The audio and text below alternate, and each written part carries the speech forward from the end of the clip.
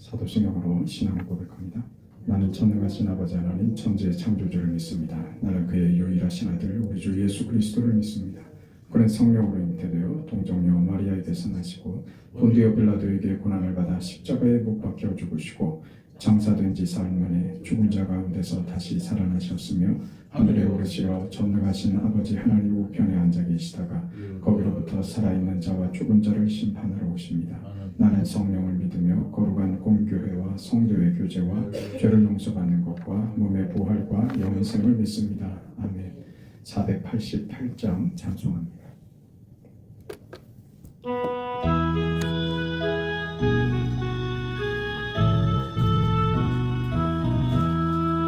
이 몸의 소망 구원과 우리 주 예수뿐일세. 우리 주 예수밖에는 믿으리 아주 없도다. 주 나의 반석이시니 그 위에 내가 서리라. 그 위에 내가 서리라. 무섭게 바람 부는 밤 물결이 높이 일래도 우리 주 크신 은혜에 소망에 닿을 줄이라. 주 나의 반석이시니 그 위에 내가 서리라. 그 위에 내가 서리라. 세상에 믿던 모든 것 끊어질 그날 되어도 구주의 언약 믿사와 내 소망 더욱 크리라. 주 나의 반석이시니 그 위에 내가 서리라. 그 위에 내가 서리라. 바라던 천국 올라가 하나님 앞에 배울 때 구주의 의를 힘입어 어여시 바로 서리라. 주 나의 반석이시니 그 위에 내가 서리라. 그 위에 내가 서리라. 하나님의 말씀 누가복음 14장 15절에서 24절까지 말씀입니다.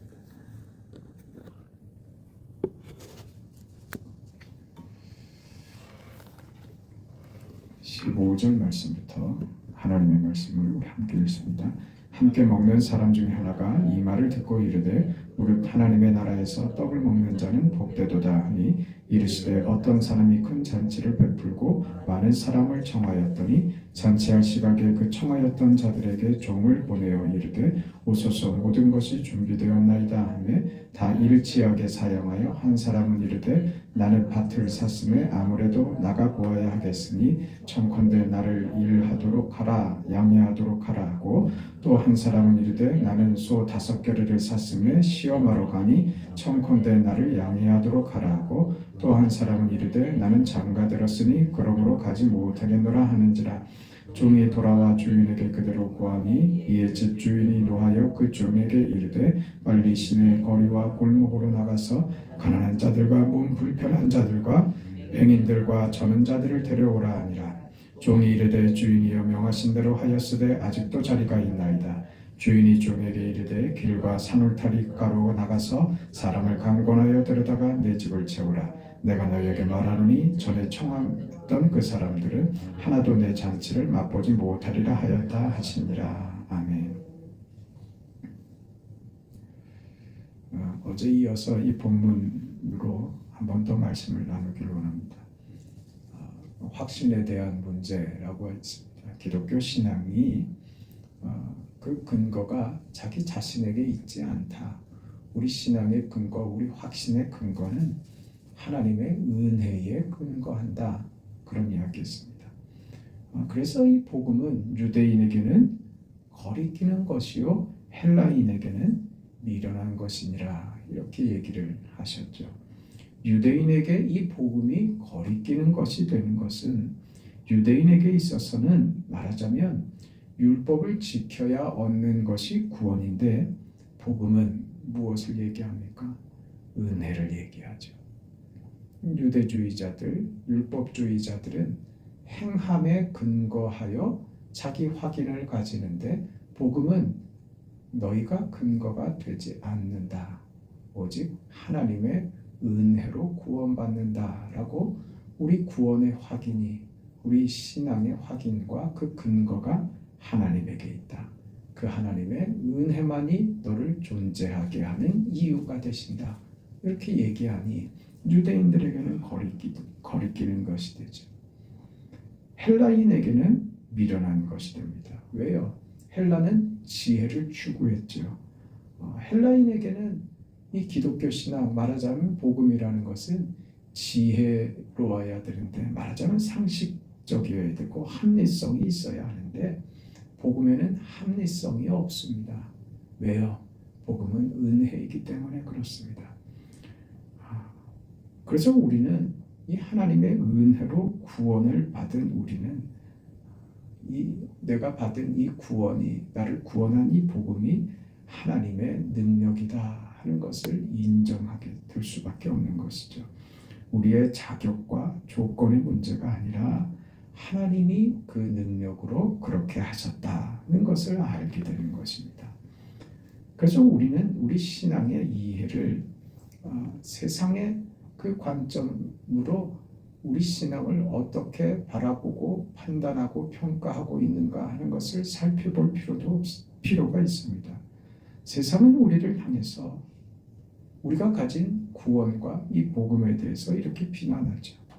어떻게 아무 자격도 없이 구원을 받을 수 있느냐, 이렇게 따지고 묻고, 그러니 받아들일 수 없다고 하는 것이죠.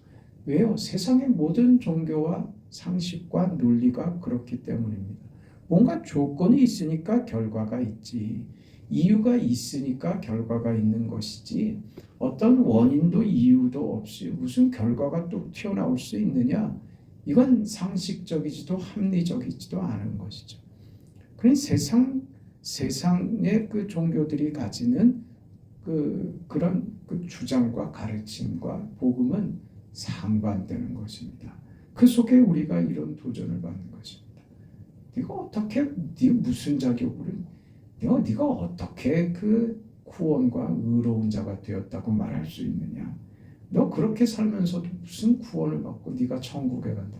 그런 소리를 우린 듣는단 말입니다. 너 인생을 그렇게 무책임하게 살면서 어떻게 은혜라는 이름으로 너 자신을 변명하느냐고 공격을 하죠. 사실 우리 자신도 이 사실은 잘 알고 있습니다.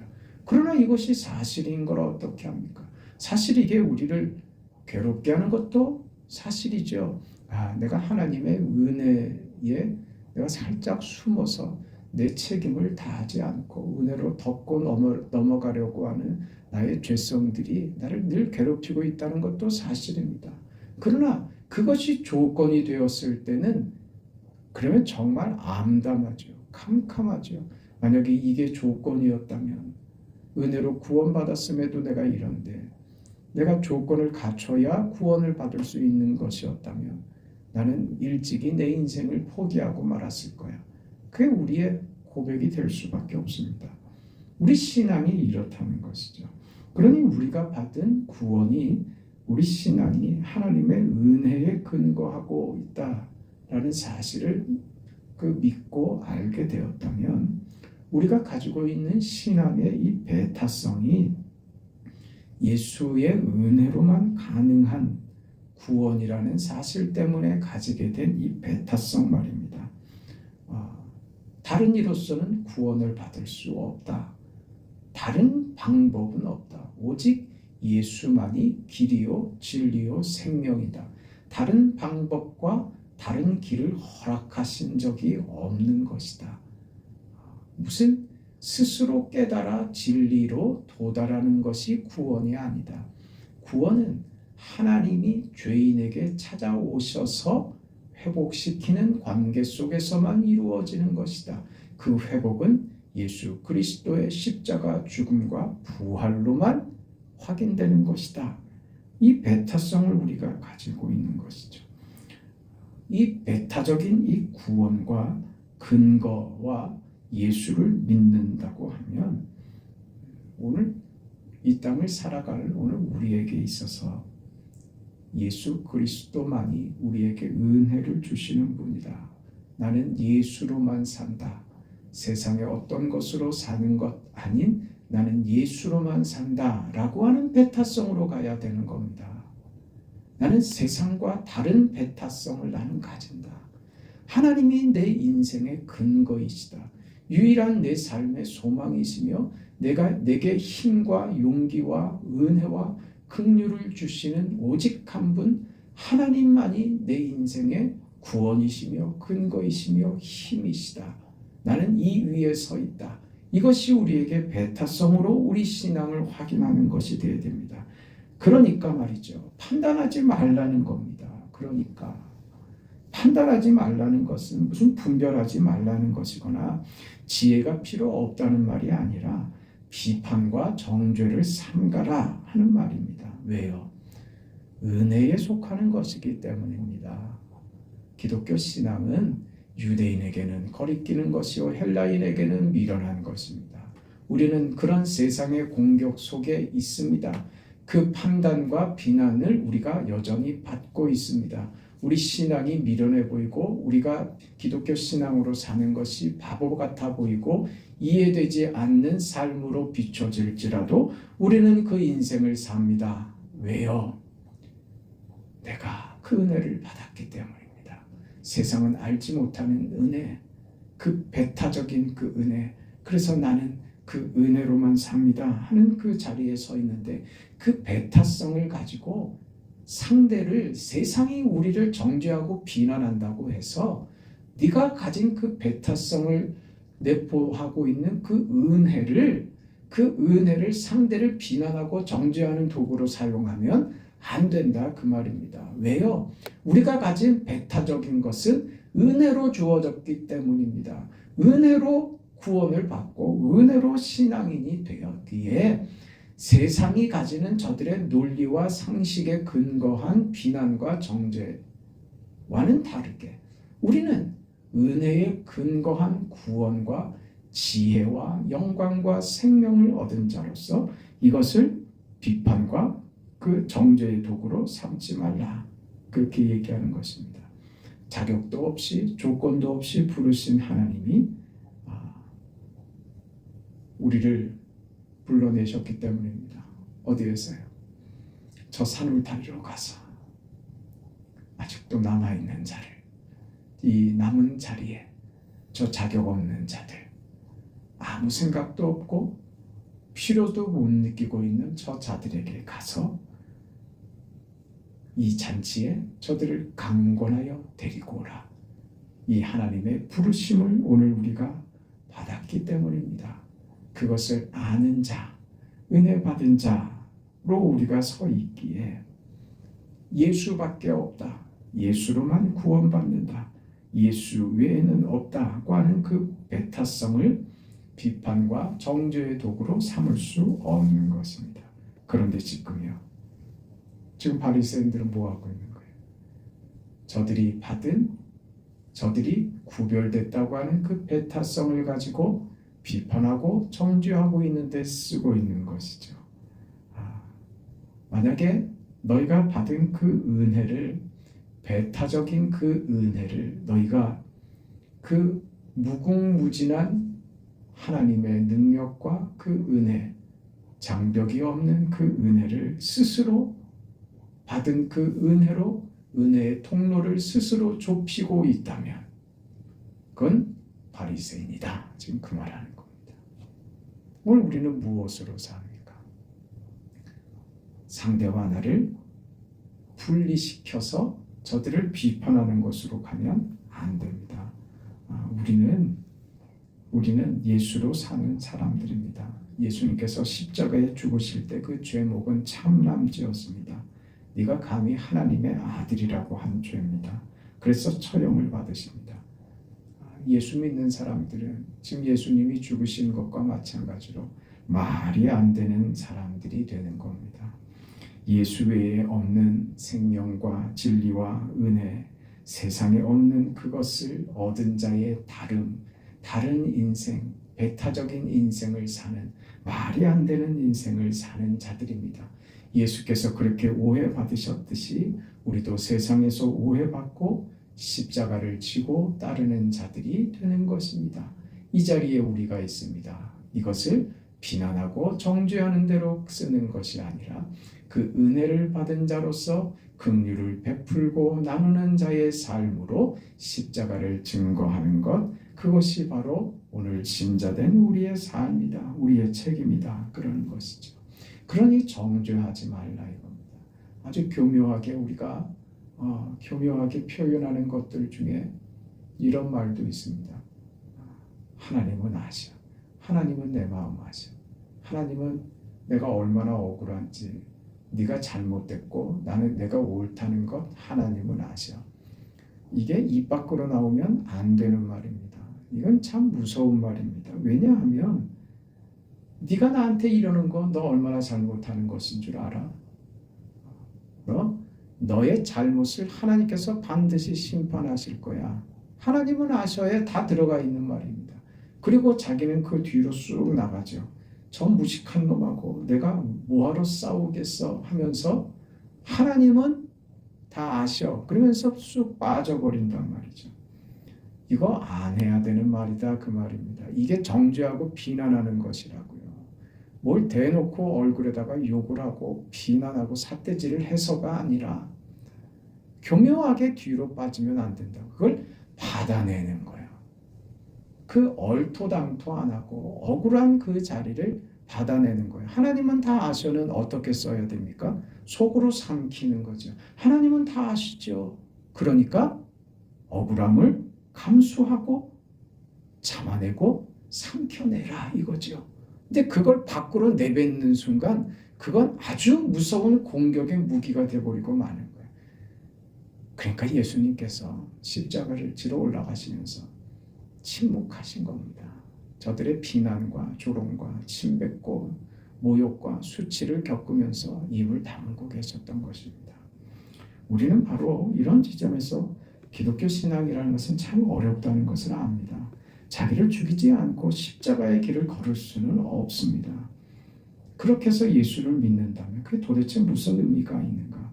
무슨 재미가 있고 무슨 보람이 있는가? 성경이 끊임없이 거기서 하는 얘기죠. 십자가의 도가 멸망하는 자들에게는 미련한 것이요 구원을 얻는 우리에게는 하나님의 능력입니다. 내가 이렇게 살아서 무슨 영화를 보자고 뭐 예수 믿으니까 뭐 이렇게 재미가 없어. 그거는 그 자리에 안 들어가 봤기 때문에 그렇습니다. 그저 억울한 것밖에 안 남는다면 그 다음 신앙의 깊이를 발을 들이지 못했기 때문에 깨닫지 못하는 겁니다. 예수가 죽으셔서 내가 됐다는 사실을 기억하셔야 돼요. 예수께서 살아서 나를 가르치시고 그래서 내가 된 것이 아니라 예수께서 죽으셔서 내가 생겼다. 이 사실을 알아야 됩니다. 주님이 죽어서 내가 살게 된 겁니다. 우리가 죽는 방식이 결단코 작은 방법이 아니다 하는 겁니다. 우리가 감내하는 것, 잡는 것, 십자가로 가는 것, 내가 죽어 그리스도가 사는 이 방식이 얼마나 위대한 것인가 하는 것을 깨달을 때 우리는 오늘을 살아갈 이유를 확인하게 되고 우리 신앙 현실을 견뎌낼 수 있습니다. 만족하는 신앙 현실이 있습니까? 네? 신앙인으로 살면서 신앙 현실에 대해서 나는 너무 만족해. 그런 경우들이 얼마나 있겠습니까? 여러분 그렇습니까?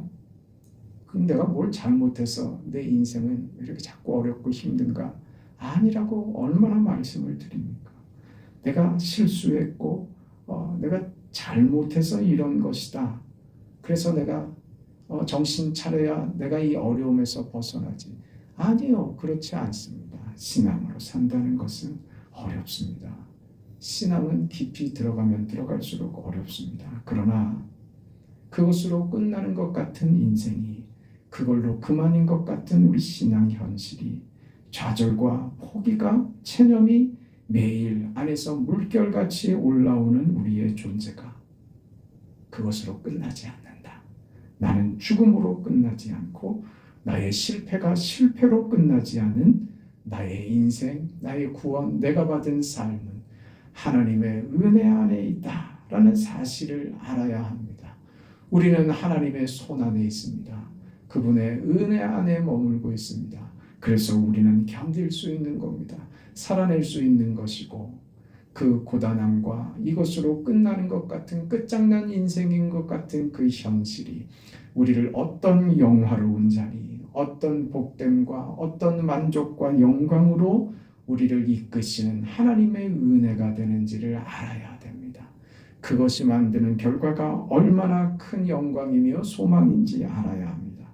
그래 우리는 우리의 운명을 낙관할 수 있는 것이고 우리의 운명이 낙관할 수밖에 없는 것이라는 그 믿음이 우리가 믿는 이 믿음의 신비인 것입니다. 저 미련한 것, 저 바보 같은 것, 저 거리끼는 저 길을 왜 걸어가나 하는 그 비웃음과 조롱과 비난과 그 비판이 그 길을 걸어가는 오늘 우리에게 우리만 아는 신비라는 것을 여러분의 인생을 통해서 확인시켜 주시기를 바랍니다. 그것이 우리만이 가지고 있는 배타적 신앙의 모습입니다. 그것으로 저들과 다른 인생이라는 것을 확인시켜 주는 것이죠. 그 속에 넘치는 감사와 기쁨과 하나님이 함께 하시는 그 영광, 그 신앙의 신비를 날마다 보이시는 주인의 잔치자리에 참여하여 잔치의 기쁨과 영광을 누리는 자리에 오늘 우리가 서 있다는, 그래서 매일매일 우리의 삶이 잔치하는 집이 되고 있다는 사실을 기억하시고 그런 하나님의 은혜를 경험하시기를, 그런 날마다의 삶이 배타적으로 확인되는 삶이 되시기를 축복합니다. 거룩하시고 자비하신 하나님 감사합니다. 우리의 죽음이 죽음으로 끝나지 않고 우리의 실패도 실패로 끝나지 않는 하나님의 은혜 속에 우리가 있다는 것을 알게 하시니 감사합니다. 그래서 우리는 포기할 수 없고 절망할 수 없고 아니 견뎌낼 수 있으며 아니 기뻐하며 소망 가운데 감사하며 이 믿음의 삶을 사는 것이 이 인생의 큰 복이요 영광이 되며 하나님과 함께하는 삶의 그 만족과 그 위대함을 날마다의 삶에서 경험하며 살게 하시니 감사합니다. 이 인생을 오늘 하루도 걸어갑니다. 우리 힘이 아닌 하나님의 은혜로 사는 것임을 알기에 하나님의 은혜를 오늘도 구합니다. 충만하신 은혜로 찾아와 주셔서 넉넉히 이기고 견디며 싸우며 찬란한 영광의 꽃을 피우는 성도들의 삶이 되도록 오늘 하루가 되도록 은혜를 베풀어 주시옵소서. 예수님의 이름으로 기도합니다. 아멘. 하늘에 계신 우리 아버지여, 이름이 거룩히 여김을 받으시오며 나라가 임하시오며 뜻이 하늘에서 이루어진 것 같이 땅에서도 이루어지이다.